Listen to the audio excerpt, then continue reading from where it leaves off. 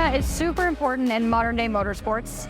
It is everything that lets us look at how the driver is performing, using different techniques in the car, as well as seeing how different setups on the car are making the car perform better or worse. So it's pretty much the answer and the key to everything we do when we progress through a test or a race weekend.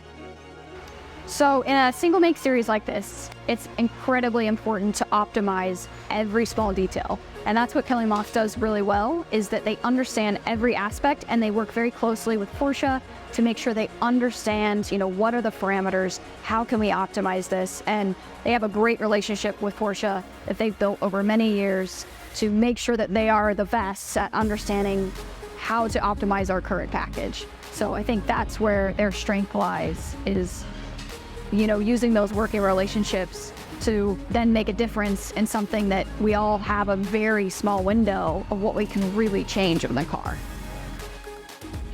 So I went to school for mechanical engineering. I graduated with my bachelor in 2017 from the Colorado School of Mines. After I got my bachelor's degree, I then went to work for Infiniti and Nissan in the UK as a vehicle test engineer. And then after that, I worked for Renault F1, which is now Alpine, as a suspension composite design engineer. And then came back to the US and I did more freelance stuff. So worked for Formula Mazda as a lead design engineer. And then I went and last year worked for Preda Autosport and Ed Carpenter Racing in IndyCar as a performance engineer.